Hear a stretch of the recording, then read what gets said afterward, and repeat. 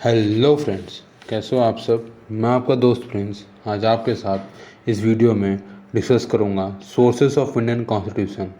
इससे पहले मैंने सिलेंट फीचर्स वाले वीडियोस में मैंने आपको बताया था कि हमारा जो कॉन्स्टिट्यूशन है लेंदी क्यों है, क्योंकि हमने अपना जो कॉन्स्टिट्यूशन वेरियस सोर्सेस हैं डराइव किया हुआ है हमारे सोसाइटी हमारी डिमांड्स के हिसाब से।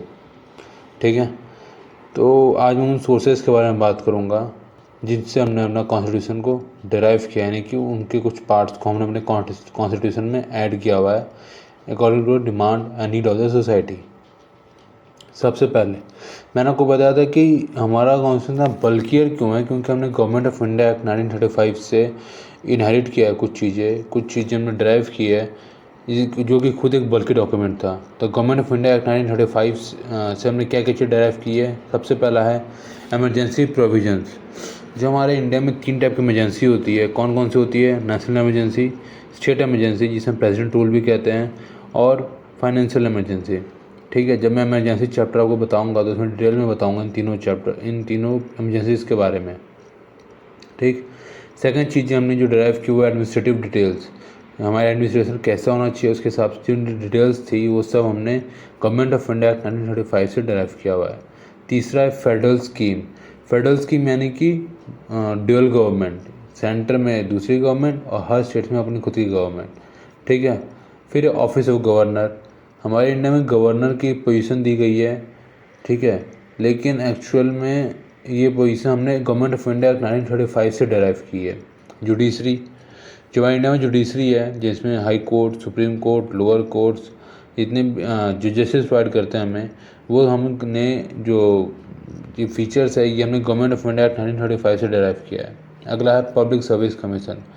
पब्लिक सर्विस कमीशन में आपको union public service commission, state public service commission और वेरे सारे कमीशंस जो आते हैं वो भी हमने गवर्नमेंट ऑफ इंडिया 1935 से डेराइव किया है। तो कौन सी चीज़ें जो मैंने गवर्नमेंट ऑफ इंडिया 1935 से डेराइव किया है?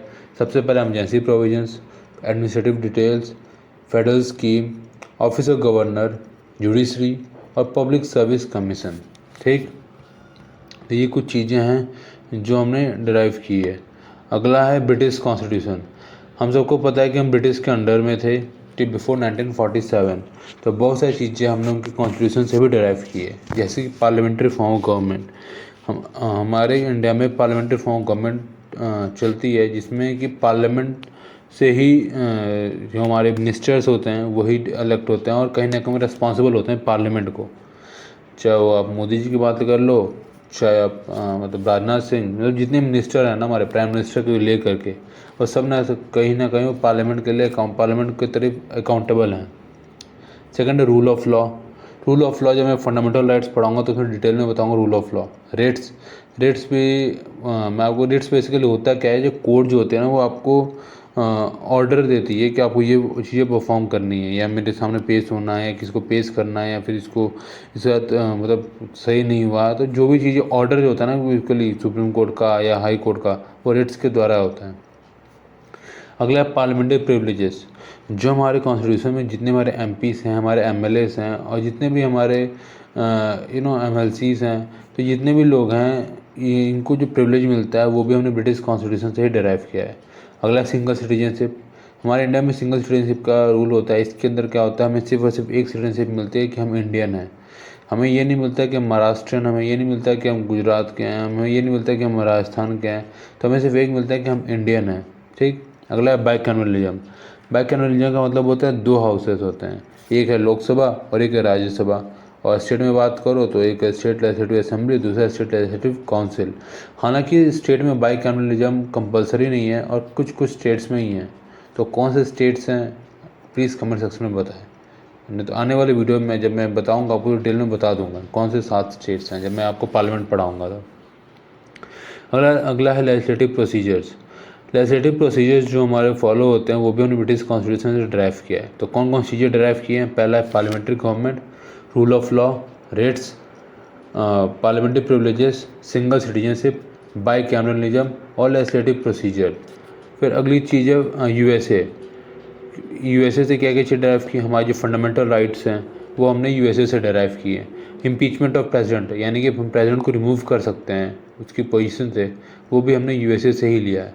रिमूवल ऑफ सुप्रीम कोर्ट और हाई कोर्ट जज, हम सुप्रीम कोर्ट और हाई कोर्ट के जज को रिमूव भी कर सकते हैं। ये हमने कहाँ से लिया है, ये हमने यूएसए से लिया हुआ है, यूएसए कॉन्स्टिट्यूशन से लिया है। जुडिशल इंडिपेंडेंस, हमारे यहाँ जुडिशरी जो है वो इंडिपेंडेंट है, ठीक है। वो जुडिशल रिव्यू हो गया करती है, मतलब जुडिशल रिव्यू जो वो करती है वो एकदम इंडिपेंडेंटली होकर करती है। जुडिशल रिव्यू क्या होता है, फॉर एग्जांपल कोई पार्लियामेंट ने लॉ पास कर दिया, जुडिशरी देखेगी कि लॉ सही में एप्लीकेबल है, मतलब सही में रियली वो लोगों की प्रॉब्लम को सॉल्व कर रहा है। अगर हाँ तो वो लॉ रहेगा, वरना उस लॉ को अनकॉन्स्टिट्यूशनल बता दिया जाएगा, ठीक। पोस्ट ऑफ वाइस प्रेसिडेंट, हमारे इंडिया में वाइस प्रेसिडेंट की एक पोस्ट होती है। वाइस प्रेसिडेंट बेसिकली होता कौन है, जो राज्यसभा का चेयरमैन होता है वही वाइस प्रेसिडेंट होता है, ठीक। तो ये जितनी फीचर्स हैं जो हमने यूएसए से लिए, कौन से fundamental rights, impeachment of president, removal of supreme court and the high court जज, judicial independence, judicial review and the post of vice president.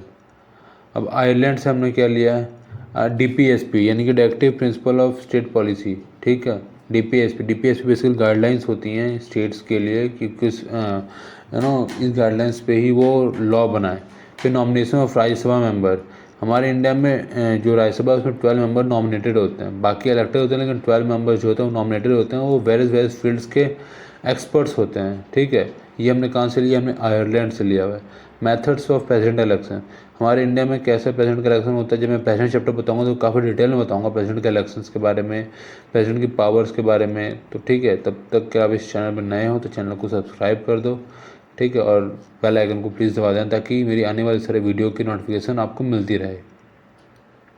फिर नॉमिनेशन ऑफ राज्यसभा मेंबर मैंने बता दिया, और मेथड्स ऑफ प्रेसिडेंट इलेक्शन। तो आयरलैंड से हमने 3 चीज़ें ली हैं, कौन कौन सी, DPSP, nomination of Rajya Sabha member और मेथड ऑफ प्रेसिडेंट इलेक्शन। फिर बात करते हैं कनाडा की। कनाडा से हमने क्या लिया है, फेडरेशन विद स्ट्रॉन्ग सेंटर।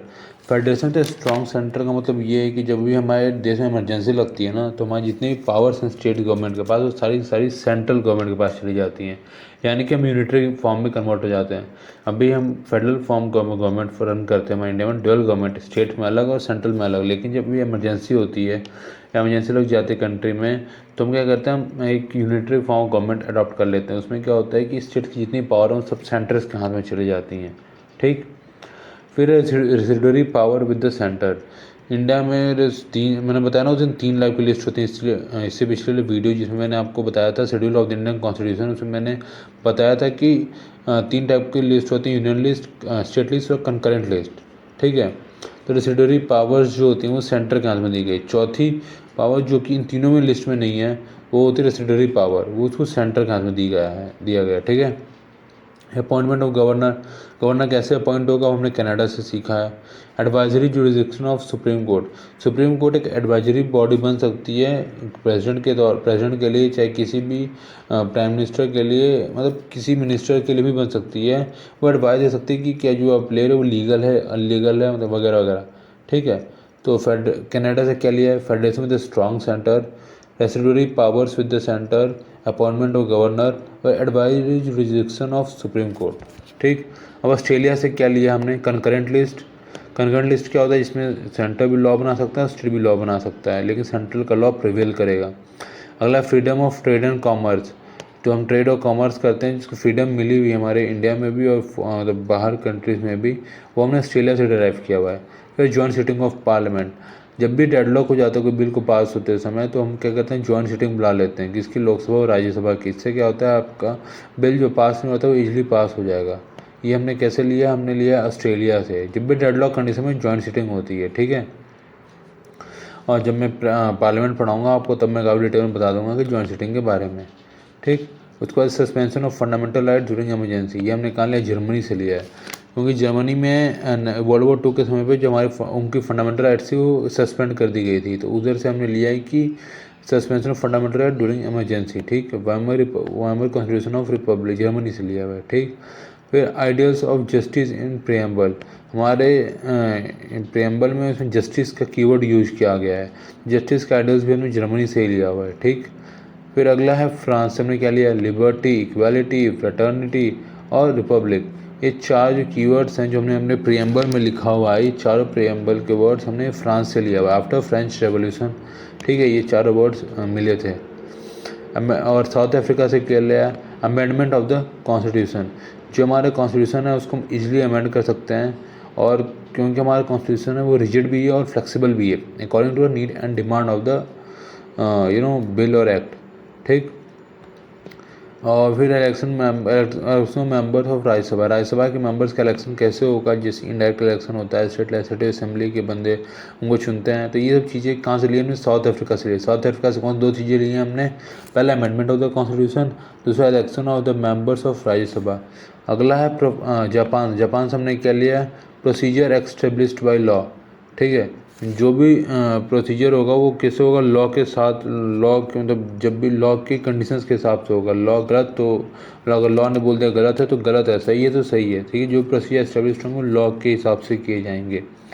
तो है गाइस, इस वीडियो में इतना ही, मिलते हैं अगले वीडियो में। तो स्टे ट्यून एंड अगर आपने इस चैनल को सब्सक्राइब नहीं किया तो प्लीज़ चैनल को सब्सक्राइब कर दें। मैं देखो काफ़ी डिटेल में बता रहा हूँ, काफ़ी सिंपल लैंग्वेज में बता रहा हूँ आपको सोर्सेज क्या थे हमारे इंडियन कॉन्स्टिट्यूशन के।